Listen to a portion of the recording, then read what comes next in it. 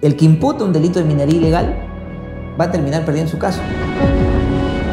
Un minero ilegal gana 18.000 soles por día. Ganan mucho mejor que un policía, ganan mucho mejor que un juez. ¿Existe miedo? Por supuesto, es una actividad ilegal que te va a infundir miedo. Y el bote se apagó.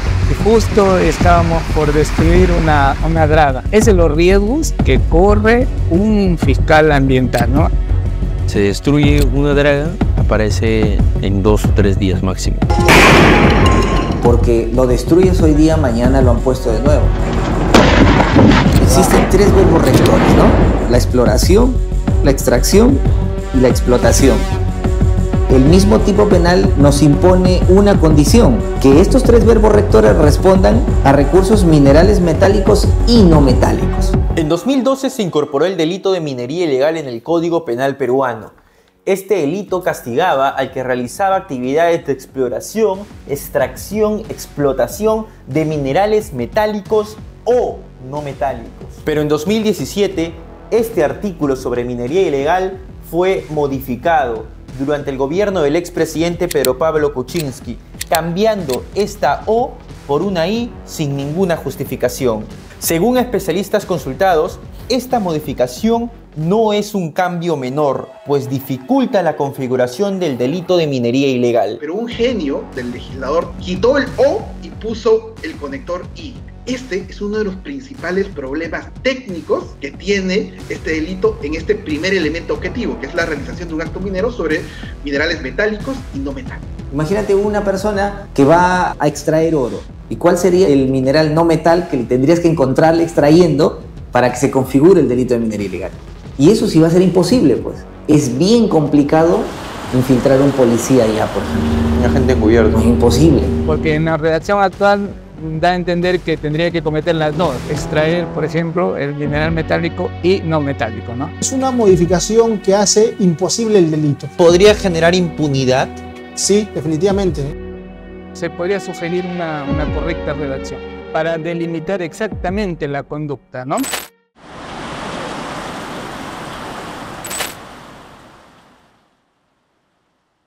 Generalmente los mineros contratan a los niños para que puedan cargar combustible y el pago que hacen generalmente son 300 mínimo, 300 soles diario. En los operativos nosotros venimos trabajando con la policía y el ejército peruano. Un minero ilegal gana 18.000 soles por día, ganan mucho mejor que un policía, ganan mucho mejor que un juez. La actual redacción del delito de minería ilegal exige que el minero extraiga minerales metálicos y no metálicos. Pero ¿qué ocurre si en la zona solo se extrae minerales metálicos como el oro y ningún otro mineral?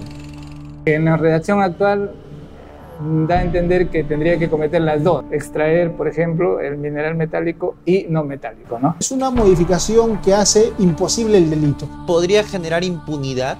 Sí, definitivamente. Extraigo un lingote de oro de 10 kilos, pero no extraje arena. No me encuentran la arena, pero tengo el oro. Entonces, ¿no hay minería ilegal? Absurdo. Tendría que ver con el principio de tipicidad para delimitar exactamente la conducta. La mayoría, en el caso de los legisladores, no son técnicos en derecho, ¿no? Ese es el tema. Se podría sugerir una correcta redacción.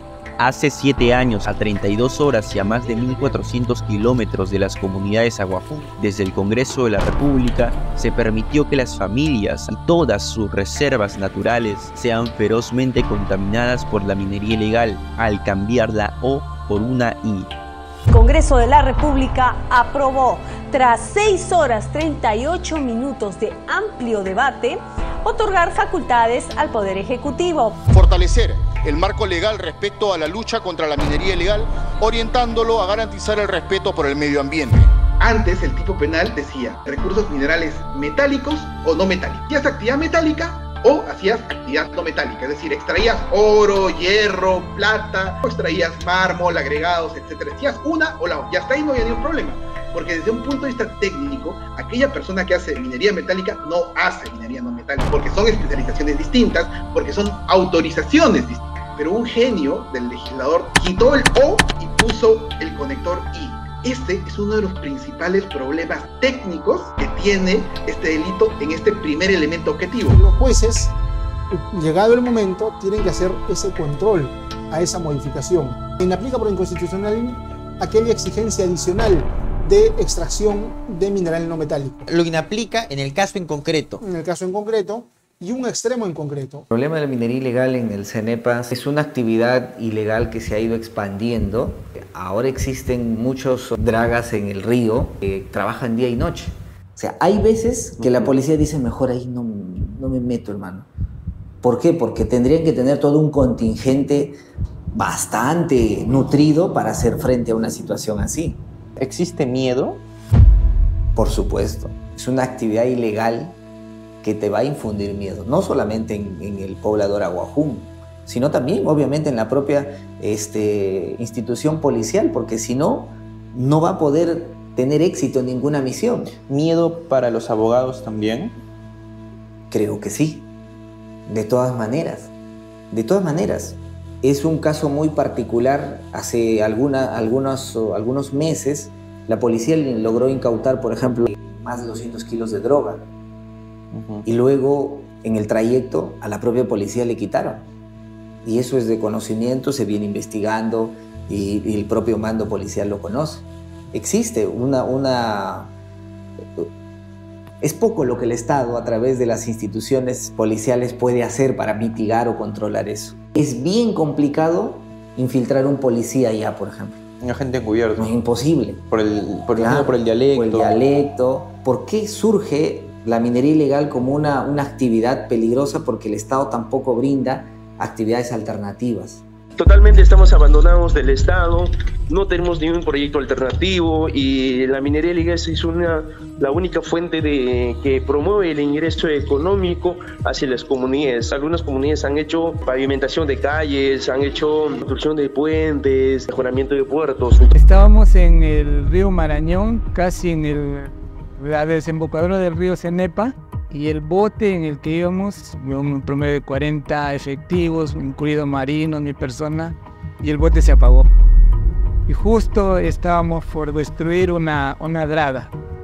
Y ya pues tuvo que el bote remar y salir digamos, a la orilla, ¿no? Imagínense, el río Marañón ahí es totalmente cabuloso.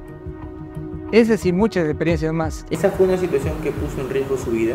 Totalmente, no solo la mía, sino de todos los agentes que participaban, ejército, policía, marina. Es de los riesgos que corre un fiscal ambiental, ¿no? A veces por defender el ambiente. Es difícil de llegar ahí y de hacer, por ejemplo, un operativo de interdicción. Difícil, le digo a ciencia cierta porque he sido fiscal ambiental, hemos hecho operativos en toda la margen del río Marañón. Y o sea, las experiencias vividas ahí no las ha vivido nadie, ¿no? Tanto la policía, el ejército, marina y fiscales. Es bien imposible. Los mineros ilegales le arrebatan el futuro al Perú. En las comunidades del río Cenepa, los niños aguajún ya no quieren estudiar, prefieren trabajar en la minería ilegal a tiempo completo. Generalmente los mineros contratan a los niños para que puedan cargar combustible y el pago que hacen generalmente son 300 mínimo, 300 soles diario y a la semana son aproximadamente 1.500. En un mes bordean alrededor de 6.000 soles y eso implica que los estudiantes retan a los propios docentes diciendo: profesor, yo estoy ganando mejor que tú, tengo una mejor remuneración y no necesito estudiar, así que no me puede seguir a asistir a las clases, ni mucho menos a cumplir las tareas. Entonces se van, salen de sus aulas, comienzan a tomar, comienzan a viajar, comprar ropas, pero más que invertir en algo bueno en su educación, consumen bastante licor. Es más, los propios mineros traen marihuana y los vende a ellos. Y empiezan a consumir y ahí el estudiante ya no quiere saber nada de educación.